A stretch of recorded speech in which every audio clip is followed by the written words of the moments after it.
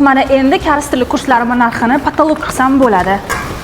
Assalomu alaykum rahmatulloh aka. Alaykum assalom.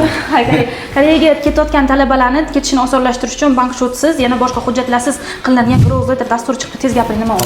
Yaqinda Koreya hukumati o'sha tasdiqladi. Growth Leader degan viza tizimiga o'tmoqchi Koreya. Ya'ni bu nima? Imminent talaba vizalariga oid.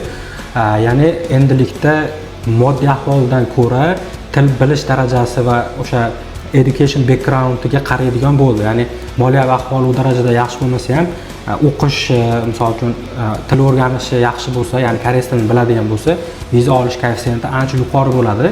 Hozir bu Growth Leader bo'yicha birinchi qadamlar qo'yildi. Ya'ni yaqinda elchixona ham yangi qaror chiqardi. Topik 3 sertifikatga ega bo'lgan talabalar bo'lsa, endilikda hech qanday ota-ona yillik daromadi, ko'chmas mulklar, bir oylik kredit bank shotlarsiz elchixonadan hech qanday suhbatlarsiz o'z vizasini 100% natijada qo'lga kiritishi mumkin.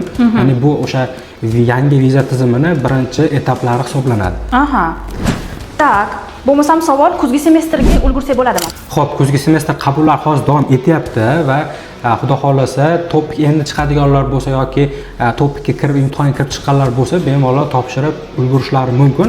Faqatgina eng esda qolarli va sizlar eslab qolishlaring kerak bo'lgan narsa, koreys tili o'qishga ko'proq e'tibor beringlar. Iloji boricha koreys tilini mukammal o'rganishga harakat qilinglar. Bu yog'iga faqat bilimi borlargina viza ola oladi. Demak, kurslarimning narxini tepaga ko'tarsam bo'ladi. Takkak menda nafaqat koreys tili, shaxsiy rivojlanish va boshqa masalalar bo'yicha, ayniqsa sinalgan konsalting direktorlar bilan birga hamkorlik bo'lganligimiz uchun полный под ключ sizlarni Koreyaga ketguningizcha topshirsak bo'ladi. Kstati, bu borada menimcha hamma ma'lumotlarni rahmatliga bizga aytmayaptilar. No, mana mana shu yangi dastur va yangi qonun qoidalar bo'yicha yana yangi ma'lumot va video kutmoqchi bo'lsanglar, kommentariyaga viza so'zini yozib qoldiring. Men bu odamni обязательно gapirtirib keyingi videolarga olib chiqaman. Rahmat, salomat bo'ling. Bo'ldi. Endi men o'zimga yangi ofis qarashga ketdim. Takkak endi pulimiz bor.